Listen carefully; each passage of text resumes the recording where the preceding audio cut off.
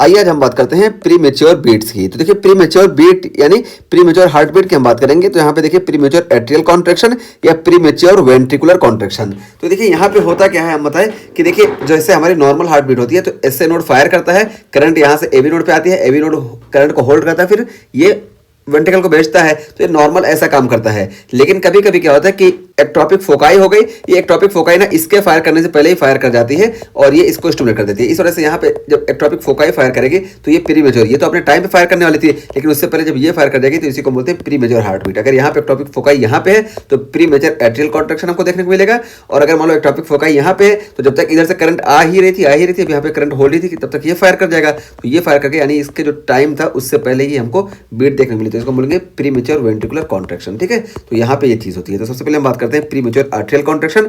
तो यहाँ पे देखिए क्या होता है कि extra beat arising from ectopic foci in atria instead of SA node. तो एसए नोड के बजाय एक्टोपिक फोकाई से हमको एक्स्ट्रा बीट अराइज होते दिखाई देगी। हम बताए ना कि यहाँ पे मान लो इसके पास टाइम था कि फायर होगी कुछ देर में, तब तक यहाँ से आ गया, तो इसी को हम बोले कि प्री मेच्योर आर्टेरियल कॉन्ट्रैक्शन, क्योंकि जब ये फायर करेगी तो आर्टेरियल कॉन्ट्रैक्शन देखने को मिलेगा। तो ये प्री मेच्योर आर्टेरियल कॉन्ट्रैक्शन हो गया। और ये देखने को कब मिलता है, तो देखिए often secondary to increase energy drive. तो एनर्जी ड्राइव इंक्रीज होने की वजह से हमको प्री मेच्योर आर्टेरियल कॉन्ट्रैक्शन देखने को मिलता है, जैसे कैफीन का कंजम्पशन वगैरह है।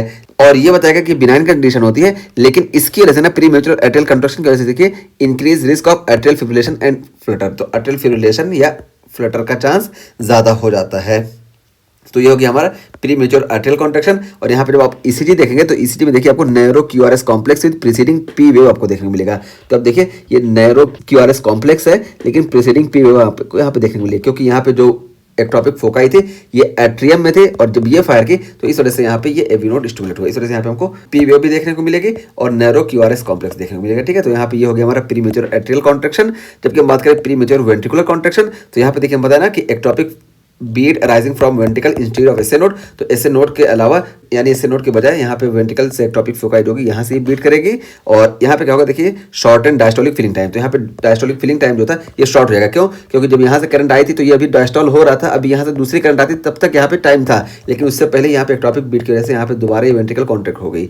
इस वजह से जो ये डायस्टोलिक फिलिंग टाइम था ये डायस्टोलिक फिलिंग टाइम डिक्रीज हो गया। और हम बताए ना कि जब तक ये अच्छे से फिल नहीं होगा तब तक ये स्ट्रोक वॉल्यूम अच्छे से जनरेट नहीं कर पाएगा। इसी वजह से decrease stroke volume compare to a normal beat. तो नॉर्मल बीट के मुकाबले यहाँ पे स्ट्रोक वॉल्यूम कम हो जाएगा। ठीक है, तो स्ट्रोक वॉल्यूम कम होगा तो इसी को हम हार्ट रेट से मल्टीप्लाई करते हैं तो हमारा कार्डियक आउटपुट आता है, तो पता चला कार्डियक आउटपुट भी हमारा कम हो जाएगा। ठीक है, तो ये चीज़ होगी प्री मेच्योर वेंट्रिकुलर कॉन्ट्रैक्शन, हमको ये चीज़ देखने को मिलेगी।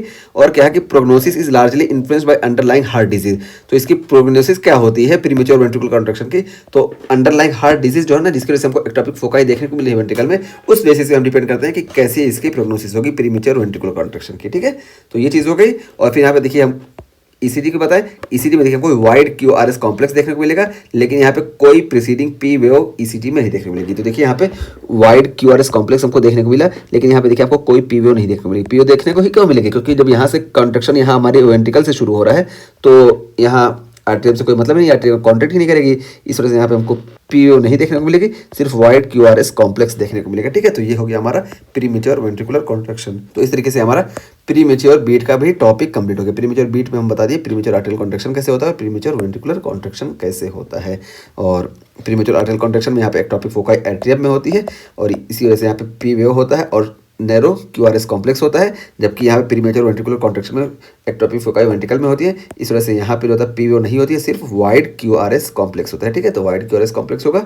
और इसमें प्री मेच्योर वेंट्रिकुलर कॉन्ट्रैक्शन में यहाँ पे डायस्टोलिक फिलिंग टाइम जो होती है ये डिक्रीज हो जाती है, इस वजह से स्ट्रोक वॉल्यूम कम हो जाता है। ठीक है, तो ये सारी चीज़ें हम बता दी आपको।